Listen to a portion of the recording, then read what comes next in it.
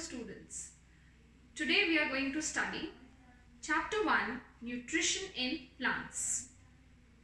Let us first understand what is meant by the term nutrition. It is a process of intake of nutrients and its proper utilization in the body. For example, we take in fruits, vegetables, liquids. These are all nutrients which are then utilized by our body, and the process is nutrition. We will now discuss the modes of nutrition. There are two modes of nutrition: autotrophic nutrition and heterotrophic nutrition. Let us discuss them in detail. Modes of nutrition. Autotrophic nutrition. The word autotrophic is made up of two words, auto and trophic. The word auto means self. Trophic means to feed. Heterotrophic nutrition. The word hetero means others and trophic means to feed.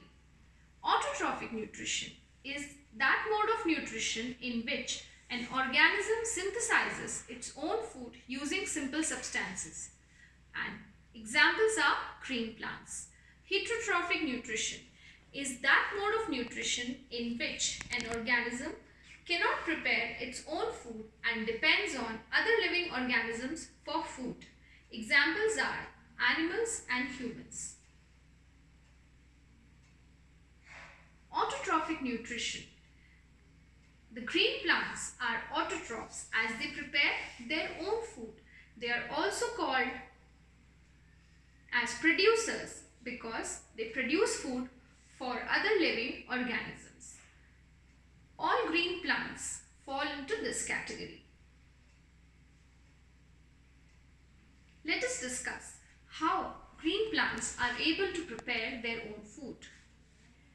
The process by which the green plants prepare their own food is called as photosynthesis. You've studied about photosynthesis in your previous classes. We will just discuss this in a little detail. Photosynthesis is a chemical process that takes place in the leaves of the plants. The plants use carbon dioxide from the air, sunlight, and water to prepare their food. They absorb water through the roots from the soil. The food is prepared with the help of these raw materials.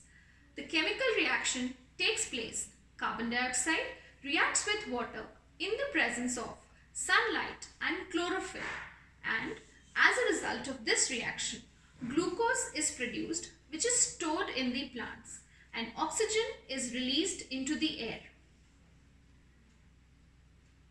Let us discuss the conditions that are essential for photosynthesis. The first condition that is essential for photosynthesis is sunlight. The second condition is chlorophyll.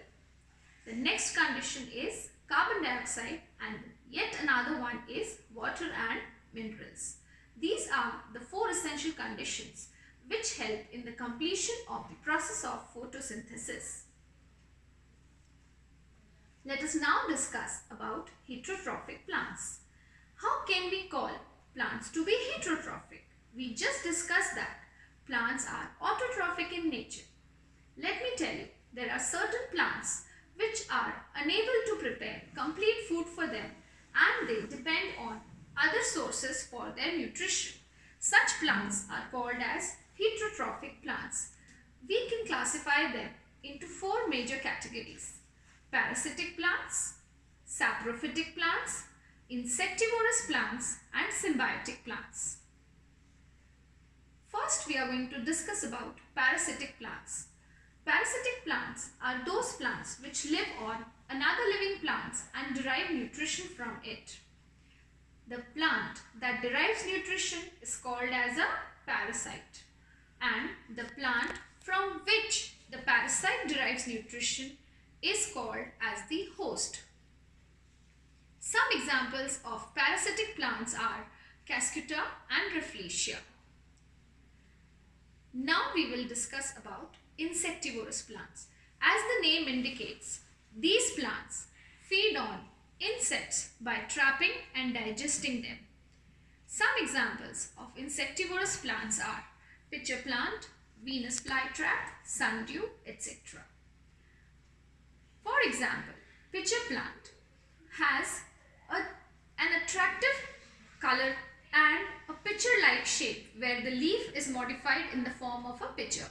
As soon as the insect lands on the pitcher, the lid over it closes and the insect gets trapped and is digested inside, and thus such plants do. Now we will discuss about saprophytic plants. Saprophytic plants are the plants that derive nutrition from dead and decaying organic matter. Some examples of saprophytic plants are mushrooms and bread molds. These feed on dead and decaying matter and derive nutrition from them. Now let us discuss about symbiotic plants. Symbiotic plants share a symbiotic relationship. What is a symbiotic relationship? Symbiotic relationship is a close relationship between two different organisms in which both of them are mutually benefited by each other. Example of a symbiotic association is lichens. This is an association between algae and fungi. Algae and fungi, they both mutually benefit from each other. Fungi provides water and minerals, and algae conducts the process of preparation of food. Thus, both of them are mutually benefiting each other. Thank you.